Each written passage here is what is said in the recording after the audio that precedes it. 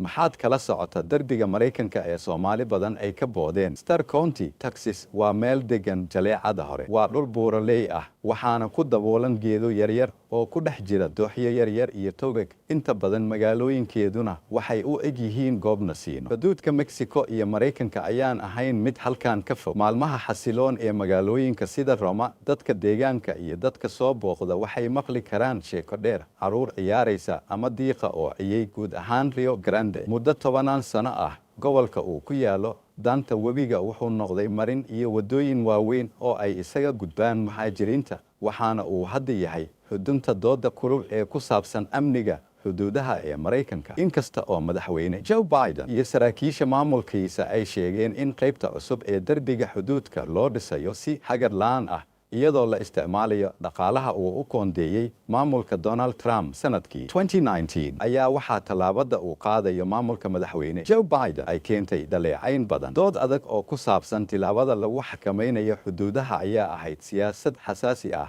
oo muran badan dhalisay xilligii madaxweynihii hore Mareykanka Trump. Su'aasha waxa ay tahay gidaarada xuduudaha waxtar ma u leeyihiin joojinta qulqulka muhaajiriinta Mareykanka. Xog laga helay waaxda amniga gudaha ee la sii daayay dhamaadka 2020 ayaa muujinaysa in derbiyada cusub ay yareeyeen gelitaanka sharci darrada ah ee meelaha qaarkood ku dhowaad 90%. Daraasadaha jaamacadaha ayaa dhankooda waxay soo sheegaan natiijooyin dhexdhexaad ah. Falanqeeyayaasha ayaa sheegay in ilaalada xuduudaha ay diiwaangeliyeen in lagu guulaystay in la xakameeyo qulqulka muhaajiriinta kal hore dhammaadka wakhtigii maamulka Trump, walow aysan guulaha la gaaray ahayn kuwa waaweyn. Warbixin lagu daabacay American Economic Review ayaa lagu ogaaday in caqabadaha xuduudaha ay hoos u dhigeen socdaalka guud 35%. Maamulka Biden ayaa dhankiisa si istaba joog ah oo aan leexleexad lahayn u sheegay in aanay rumaysnayn waxtarka derbiyada laga dhisayo xuduudka Mareykanka iyo Mexico. Doris Meissner oo hore u ahaan jirtay gudoomiyihii hore ee laanta socdaalka iyo jinsiyadaha ee Mareykanka ayaa DC'da u sheegtay in gidaaradu ay wax ku ool u noqon karaan yareynta qulqulka muhaajiriinta. Fikirka ah in la sameeyo derbiyo lagu xanibayo qulqulka dadka soo galootiga ah waa mid fudud, taas oo bedeli karta in askar iyo gaadiid badan xuduudka la dhoobo. Waxaa ka sahlan derbiga, ayuu yiri Mr. Meissner oo hadda ka shaqeeya macadka siyaasadda socdaalka oo xaruntiisu tahay Washington DC. Soomaalida iyo derbiga Mareykanka. Derbiga wuxuu dood badan ka abuuray gudaha siyaasadda Mareykanka, waxaana sanad walba ka booda dhalinyaro Soomaaliyeed